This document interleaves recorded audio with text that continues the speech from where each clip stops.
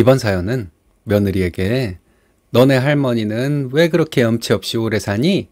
라며 막말하던 시어머니가 응징을 당하고 있다는 사연인데요. 악인 중에 악인 같은 시어머니이니 자업자득 인과응보인 것 같네요. 함께 보시겠습니다. 사연 시작 전에 좋아요, 구독 부탁드리겠습니다. 채널에 큰 힘이 됩니다. 안녕하세요. 40대 초반 여자입니다. 지금까지 힘들었던 일은 모두 털어버리고 이제부터 새로운 인생을 살겠다는 결심을 했습니다. 과거의 상처에 얽매이지 않으려고 노력 중이지만 그게 쉽지는 않네요. 얼마 전까지 시어머니와 있었던 일을 떠올리면 눈물이 나기도 했습니다. 왜 나는 그때 시어머니에게 이렇게 말하지 못했을까 하는 후회도 많이 했어요. 하지만 또 한편으로는 그때 내가 시어머니에게 그렇게 강하게 대처를 했다면 과연 좋은 결과가 왔을까 하는 생각도 들었습니다. 시어머니에게 처음부터 거친 말로 대응했다면 더 안 좋은 결과가 왔을 수도 있다는 생각도 들더라고요. 여러분들께서 제가 자기 위안을 위해 이런 생각을 하는 것이라고 치부하셔도 좋습니다. 저는 어렸을 때 부모님이 이혼해서 할머니가 저를 키워주셨습니다. 아빠는 일하느라 바빴고 이혼 후 엄마는 저를 한 번도 찾지 않았습니다. 친구들은 부모님과 놀러 다니고 엄마와 다투기도 한다는 말이 저는 여간 부러운 것이 아니었습니다. 할머니는 불편한 몸으로 집안일을 하셨는데 그런 할머니에게 제가 짜증을 낸 적은 있어도 할머니와 다툰 적은 없어요. 저는 제 친구들과 다른 저의 가정 환경에 큰 자격지심을 가지고 자랐습니다. 하지만 이제는 알아요. 할머니가 저를 사랑과 정성으로 키워주셨다는 사실을. 저는 정상적인 가정에서 부모님의 사랑을 받고 자란 사람들의 못지않은 사랑을 받고 자랐다는 사실을 얼마 전에 깨달았습니다. 과묵한 성격이지만 가족들을 위해 열심히 일만 하셨던 저희 아빠도 저를 많이 사랑해 주셨다는 것을 알게 되었습니다. 젊은 시절 친구도 많고 놀러 다니는 것도 좋아했던 아빠가 딸린 식구들을 위해 열심히 일만 하시며 사셨다는 것이 얼마나 대단한 것인지 어렸을 때는 몰랐어요. 20대 후반에 남편과 결혼해서 시댁에서 결혼 생활을 시작했습니다. 시부모님이 좋은 분들처럼 보여서 함께 사는 것이 나쁘지 않을 것이라고 생각했죠. 저는 임신하고 입덧으로 고생을 심하게 했습니다. 먹지 못해서 힘도 없었기 때문에 남편이 집안일을 했어요. 시어머니는 집에서 놀고 먹는 며느리가 아들에게 일 시킨다고 엄청 화를 내셨습니다. 시어머니는 저희가 결혼한 후로 집안일을 전혀 하지 않으셨어요. 시어머니는 살림하던 사람 맞나 싶을 정도로 집을 어질러 놓았는데 저를 힘들게 하려고 일부러 그랬던 게 아닌가 싶네요. 빨래통이 있지만 시어머니는 빨래를 빨래통 근처에 던져 놓으셨습니다. 시어머니는 임산부인 제가 모든 집안일을 하도록 내버려 두셨는데 시어머니는 어떻게 설거지 한 번을 안 하셨는지 지금도 이해를 할 수가 없습니다.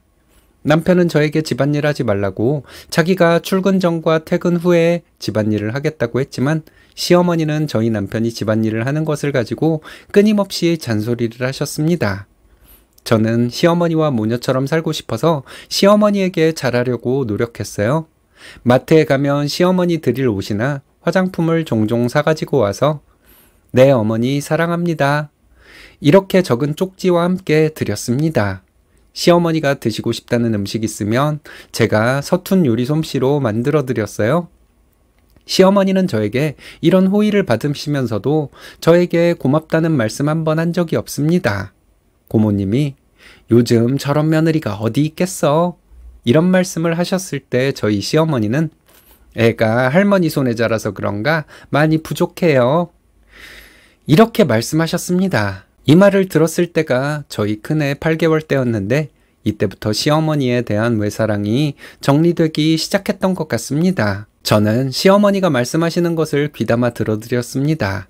시어머니는 말씀하실 때 정상적인 사람이 아닌 것 같이 말씀하셨어요. 이 얘기를 하다가 갑자기 저 얘기로 전환되는 경우가 많아서 시어머니의 얘기를 듣고 있다 보면 머리가 멍해졌습니다. 시어머니는 본인이 시집살이를 당했던 얘기를 많이 하셨는데 듣고 보면 시어머니가 시집살이를 당한 것이 아니라 본인이 무개념 며느리였다는 얘기였어요. 시어머니는 어떤 얘기를 하던 간에 얘기의 결론은 제가 부족한 며느리라는 것이었습니다. 그래도 저는 시어머니가 얘기하는 것으로 마음을 풀 수 있도록 말씀을 들어드렸습니다. 그게 자식된 도리라고 생각했으니까요. 큰아이가 3살 때 저희는 분가를 했습니다. 시어머니와 계속 함께 살면 안 될 것 같다고 남편이 얘기했고 분가를 하자더군요.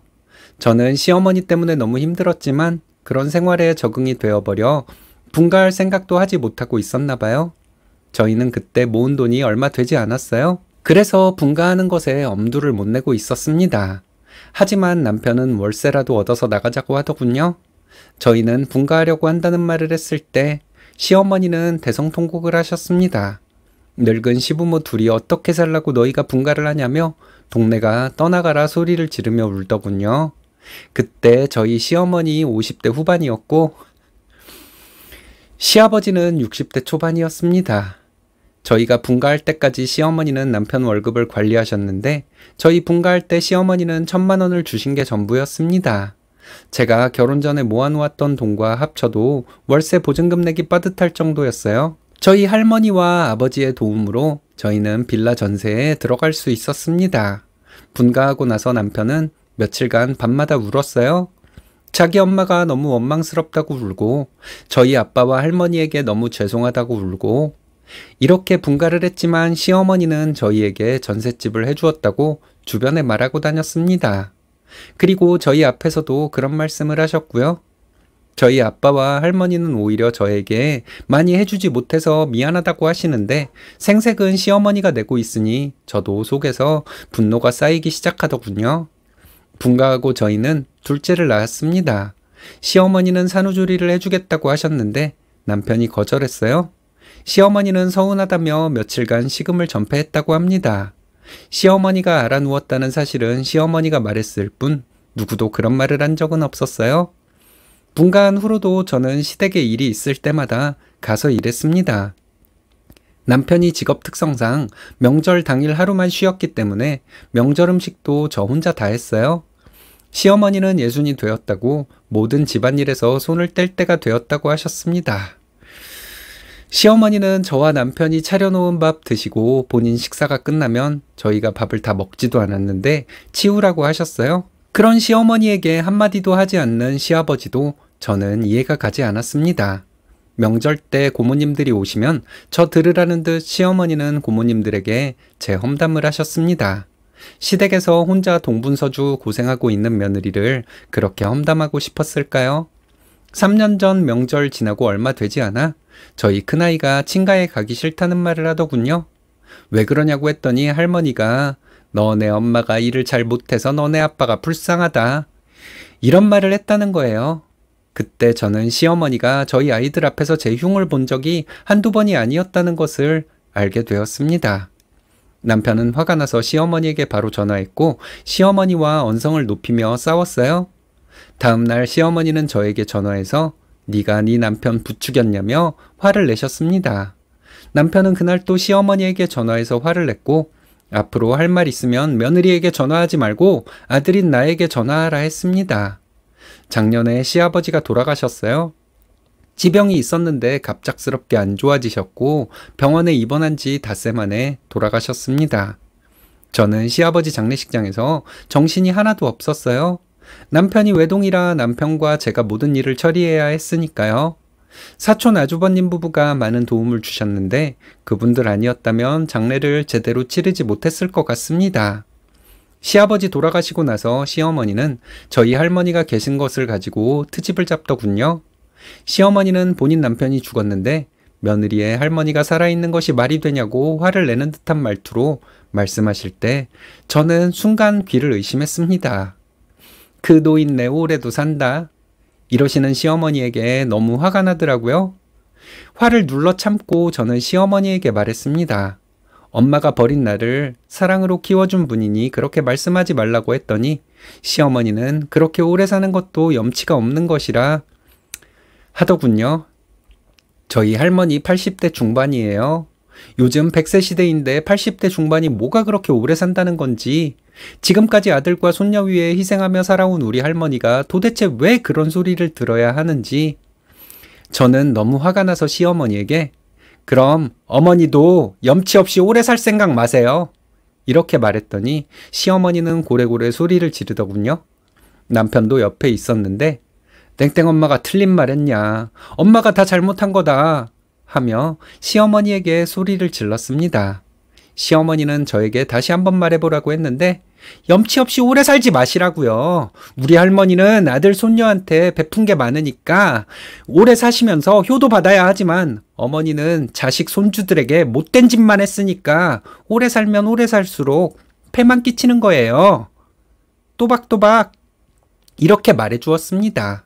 시어머니는 멍한 표정으로 저를 쳐다보더군요. 남편은 시어머니에게 앞으로 우리 볼 생각 마시라고 버럭 소리 지르고는 저보고 가자고 해서 저희는 집으로 돌아왔습니다. 그리고 나서 저희 네 식구, 저희 아빠와 할머니 모시고 자주 놀러 다녔어요. 돈이 너무 많이 든다고 남편에게 얘기했지만 남편은 우리가 할머니랑 장인어른한테 받은 게 얼마인데 이 정도도 못 써? 하고는 계속 아빠와 할머니 모시고 놀러 갈 계획을 세웠습니다. 시어머니는 한 달 정도 연락하지 않고 지냈는데 어느 날 남편에게 전화가 왔어요. 그때 저희는 할머니와 아빠 모시고 여행 중이었거든요. 남편이 시어머니와 통화하는 것을 엿들었는데 지금 할머님이랑 장인어른 모시고 여행 왔어요. 바빠요. 왜 전화했어요? 딱히 할 말 없으면 끊어요. 남편은 시어머니에게 이렇게 말하더라고요. 시어머니는 저에게 전화를 하셨는데 그 전과는 전혀 다른 분위기였습니다. 저에게 살가운 말투로 말씀하시는데 저는 시어머니에게 어머니가 이런 말투로 말씀하실 줄 아는 분이란 걸 처음 알았어요. 이 말만 하고 전화를 끊었어요. 시어머니가 전화를 계속했지만 저는 받지 않았습니다. 시어머니가 문자를 남겼는데 저는 바쁘니까 연락하지 마시라고 했죠. 남편은 시어머니에게 연락이 오면 장인어른이랑 할머님 모시고 여행 다니느라 바빠서 시어머니 뵈러 갈 시간이 없다고 했대요. 시어머니가 앓는 소리 하시면 그렇게 엄살 떨 거면 전화하지 말라고 했답니다. 얼마 전에 시어머니 전화가 오랜만에 왔는데 둘째가 제 핸드폰을 가지고 있다가 전화를 받았어요. 그리고는 할머니한테 전화가 왔다며 저에게 핸드폰을 주더군요. 시어머니는 몸이 너무 안 좋다고 하셨습니다. 그래서 병원 가보시라고 했죠. 몸이 너무 안 좋고 제대로 움직이기도 힘들다고 하길래 저는 시어머니에게 염치 없이 오래 살지 마시라고 했습니다. 몸이 안 좋으면 요양원에 보내드릴 테니 집 팔아서 그 돈을 달라고 말했더니 말이 없길래 전화를 끊어버렸습니다. 남편이 저희 아빠와 할머님에게 잘하는 것을 보면 언젠가는 저도 시어머니에게 며느리 도리를 해야 할 것 같습니다. 시어머니 연세가 젊으시니 먼 훗날의 얘기가 되겠죠. 시어머니에 대한 생각은 될 수 있으면 하지 않고 현재의 일상을 즐기려고 합니다. 저는 참 바보 같은 자격지심을 가지고 살아왔네요. 할머니와 아빠로부터 그렇게 큰 사랑을 받고 자랐으면서 우리 집이 친구들 집과 다르다고 괜히 주눅 들고 괜히 창피해하고 살았습니다. 앞으로는 당당해지려고요. 저는 사랑받고 자란 사람이기 때문에 누구에게도 당당할 수 있을 것 같습니다. 어린 마음에 그럴 수 있죠. 사랑 많이 받고 자란 쓰니님이기 때문에 시어머니의 괴롭힘으로부터 탈출할 수 있었던 것 같습니다. 할머님이 80대 중반이시면 저희 부모님과 연세가 비슷하시네요.